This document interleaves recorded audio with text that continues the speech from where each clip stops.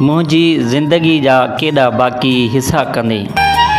ही ख़ूबसूरत गीत फ़क़ीर मजतबा ॾहियो जो आहे, जंहिंजी चूंड आदिल हमदर्द जावरी कई आहे। इहो तव्हांजे अॻियां पेश कयूं था। मुंहिंजी ज़िंदगी जा केॾा बाक़ी हिसा कंदे, ए वक़्त मूंसां कहिड़ा अञा हादसा कंदे। मुंहिंजी ज़िंदगी जा केॾा बाक़ी हिसा कंदे। मूं वटि ग़मनि जूं भरियूं सामान ई वॾो आहे, सुख जी घड़ी न संभरां अरमान ई वॾो आहे। क़िस्मत में छा लिखियलु आहे, छा फ़ैसिला कंदे।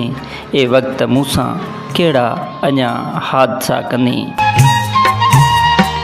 साथी सॼण सभोई मूंखां भॼी परे थिया, मजबूर माण्हू हिकिड़ो आख़िर करे करे छा। कॾहिं झका ॾुखनि जा ही ज़िलज़िला कंदे।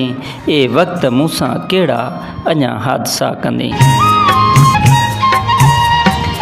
जीअं वक़्तु पियो थो गुज़रे मां ईअं पियो गुज़ारियां, कंहिं आस जे सहारे दिलि खे वेठो धुतारियां। मुंहिंजा बुलंद कॾहिं तूं बसि हौसला कंदे। ए वक़्त मूंसां कहिड़ा अञा हादसा कंदे।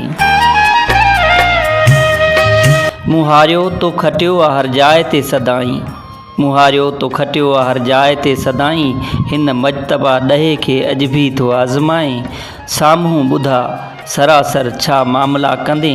ए वक़्त मूंसां कहिड़ा अञा हादसा कंदे। ए वक़्त मूंसां कहिड़ा अञा हादसा कंदे। ए वक़्त मूंसां अञा कहिड़ा हादसा कंदे। दोस्तो, असांजे हिन चैनल खे सब्सक्राइब कंदा हलो त जीअं बहितर खां बहितर शाइरी तव्हां ताईं पहुचंदी रहे। ऐं दोस्तो, कमेंट्स में पंहिंजी राय खां ज़रूरु आगाह कंदो त जीअं असांखे ख़बर पए त हीउ गीत तव्हांखे कीअं लॻो। आख़िर में हिन पंहिंजे हमदर्द जावरी खे इजाज़त ॾींदा। सिंध सलामत। जी लतीफ़।